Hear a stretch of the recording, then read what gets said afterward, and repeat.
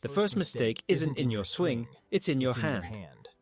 High-speed video from the Titleist Performance Institute shows that 92% of senior amateurs with a handicap between 15 and 25 begin their wedge swing by breaking their trail wrist within the first 10 inches of the takeaway. On tour, the average wrist hinge at that same point is 0 degrees. The hands move back as a single unit, the club head trails, and the wrist angle stays stable until the hands pass the trail thigh.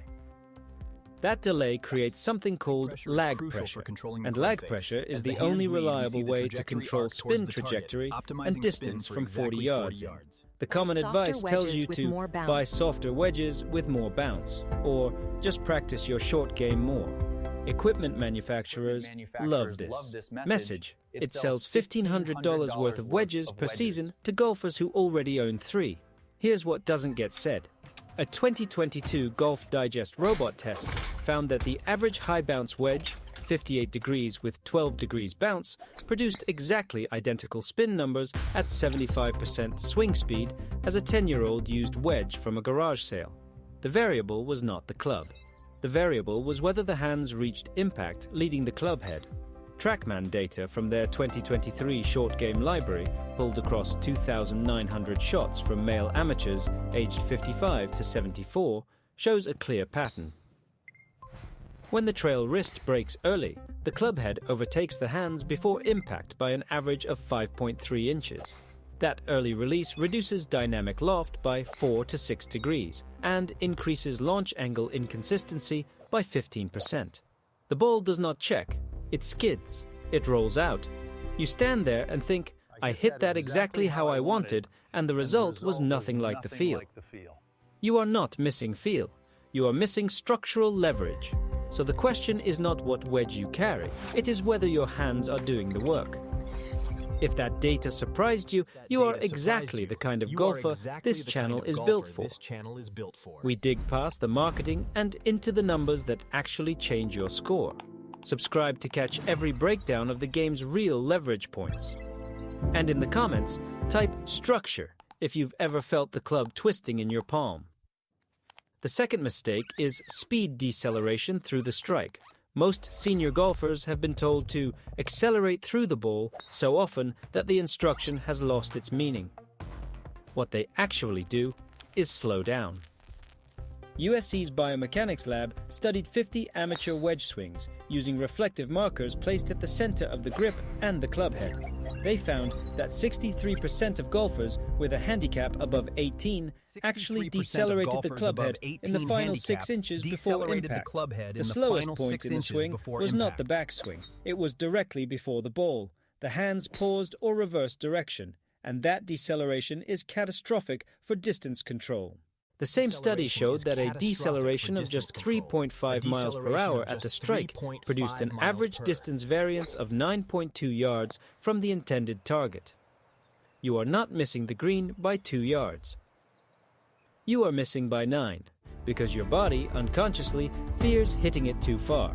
So you choke the speed, and the ball lands soft and stops short. Pause and think about what that means for a moment. You do not need a new wedge. You need a new finish position. That finish position idea, it flips everything you've been told about wedge practice. If you've been stuck buying new equipment and not seeing results, you're not alone. Join the community of golfers who are measuring their game by data instead of dollars. Subscribe to stay on this path, and drop the word finish in the comments if you plan to focus on that move next session. The third mistake is the one nobody teaches. It concerns the right hand, or the left hand if you are left-handed. In both cases, the top hand in the grip, the one closest to your body, is the one that controls face angle. And most senior golfers, through years of compensating for lost flexibility and slower swing speed, have developed a grip that rotates the face open at the top of the backswing. When the face opens, the path must compensate. The body reroutes the club on a steeper plane to get the face back to square. That reroute costs distance, spin, and margin for error. A 2023 study by the PGA of America, published in their coaching journal, examined the grip-induced face angle of 120 amateur golfers aged 58 to 72. They used force-sensing grip tape. The tape recorded pressure at 3 positions along each hand. The finding was stark. 81% of the golfers had more than 70% of their grip pressure concentrated in the 2 middle fingers of the top hand. The thumb and the index finger did almost nothing. The pressure pattern allowed the club face to rotate open by 7 to 12 degrees at the top of the swing. That rotation is invisible to the golfer because the motion feels smooth. But it is the primary cause of the low running pitch that runs through the green. The fix is not complicated. Shift pressure from the middle 2 fingers to the thumb pad and the last 3 fingers of the bottom hand.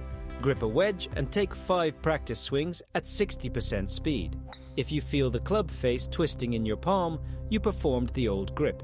If the face feels stable and resistant to rotation, the fix is active.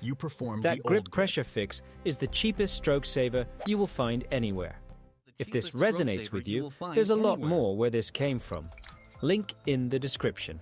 Subscribe so you don't miss the deeper breakdown of tour-level pressure patterns. And in the comments, type pressure if you are going to try the thumb pad shift tonight. The fourth mistake is the most expensive one. It is not a swing fault. It is a club specification ignorance. The average senior golfer plays a wedge that is too heavy in total weight and too light in swing weight. The wedge head mass is usually 325 to 330 grams. That sounds fine until you compare it to the tour average of 333 grams for a sand wedge. 3 grams difference sounds negligible, but when the shaft is also 40 grams lighter than a Tour X100, the total club weight drops by more than 45 grams. 45 grams is the difference between swinging a training aid and swinging a club. And a club that is 15% lighter than the one you practiced with creates a timing mismatch. Your body knows the swing tempo for the heavier club. The lighter club makes you early, and early means early release. And early release means the first mistake all over again. If you have ever stood over a 20-yard pitch and tried to feel the shot, then watch the ball land short and release. You know exactly which of these mistakes is the most stubborn. The hardest one to fix is the grip pressure, because it has been embedded by decades of compensating for tired hands. But it is also the one with the largest return. Fix the hand pressure and the wrist angle stops breaking. Fix the wrist angle and the deceleration disappears. Fix the deceleration and the distance control returns. These 4 mistakes are not a training program. They are a diagnostic frame. Next time you walk up to a wedge shot, pay attention to your right hand. That feeling of tension in the palm, the slight twisting sensation as the club moves back. That is the grip pressure mistake in real time. And the moment you feel it, you know exactly which bead on the string just slipped. There is a 5th mistake that most senior golfers never fix because it is invisible. It concerns the left hip rotation during the forward swing. That is the next video, but this is exactly the pattern the industry exploits. Every wedge sold to a senior amateur is marketed as the solution to a problem that lives in the grip, not the head. The $200 wedge you bought last spring fixed a symptom you identified incorrectly. The real issue, the hand that twists, the pressure that shifts, the face that opens, costs nothing to correct. And correcting it yields a larger scoring improvement than any equipment change ever could. That quiet pinch you feel in your chest when a perfect pitch rolls 8 feet past the hole. That is not a technique failure. That is the gap between what you feel and what the club actually does. And now you know exactly where the bridge is missing. The next time you practice, bring a single wedge and a dozen balls. Hit 20 shots. On each one, focus only on the sensation in your top hand. If the face twists, reset. If the wrist breaks early, start over. Do not judge the result. Judge only the feel of a stable grip. And by the 10th ball, you will notice something shift. The strike will feel more solid, the spin will bite sooner, and the distance will start to repeat. These 4 mistakes are the walls of the room. You have been bumping into them for years, thinking the room was smaller than it is. It was never the room. It was the way you reached for the handle. The game you love has a hidden tax. It is not the membership fees or the green fees or the $4 ball you lose in the rough. The hidden tax is the repeated compounding cost of false solutions. A $200 wedge that does nothing, a grip change that lasts 3 rounds, an hour of practice that reinforces the wrong pattern. These costs are not measured in dollars, they are measured in strokes that never return, and the industry knows exactly how to collect this tax. They design marketing around your frustration. The wedge that promises more spin feeds on the memory of a ball that skidded past the hole. The training aid that claims to fix your release feeds on the silent shame of the early release that you cannot feel. This is not a conspiracy. It is a predictable incentive structure. As long as you believe the problem is the tool, you will keep buying tools. As long as you believe the problem is practice volume, you will keep practicing harder with the wrong technique. But you are not the problem. You are the one who pays attention. You read the receipts, you notice the pattern, you suspected that the $200 wedge was not the answer. That attention is the asset that the industry does not want you to exercise. Because an informed golfer does not fall for the same solution cycle.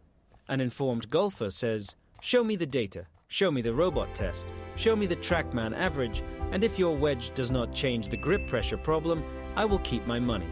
The industry counts on you not knowing these 4 mistakes. But now you have the map. Subscribe to keep building the skill of seeing through false solutions. The next video on the 5th invisible mistake is coming. And in the comments, tell us which of the 4 walls you have hit hardest. Grip, wrist, speed, or weight. These 4 mistakes are the map. The grip that twists, the wrist that breaks early, the speed that decelerates, the club that is too light. 4 walls. You have been inside them long enough. There is a 5th wall, and it is the one you build yourself when you stop asking whether the solution fits the problem. You do not need to tear it down. You need to walk through the door that has always been there.